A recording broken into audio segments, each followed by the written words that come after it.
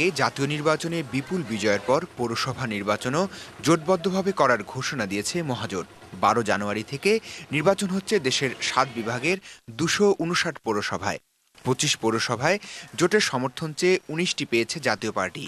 অন্য 6 পৌরসভা নিয়ে এখনও সিদ্ধান্ত হয়নি।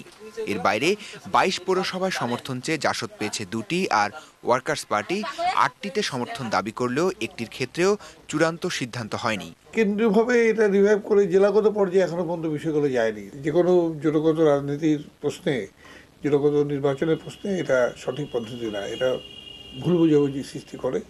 ঐক্যের নীতিকে বাস্তবায়িত করার জন্য এবার খুব গোছালো পদক্ষেপ হয়নি। আওয়ামী লীগের সঙ্গে আলোচনায় আমাদের প্রত্যাশা পূর্ণ হয়নি।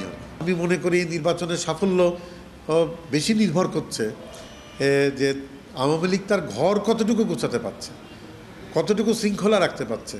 যেহেতু মহাজোটে আছি আমরা অনেক ছাড় দিয়েছি।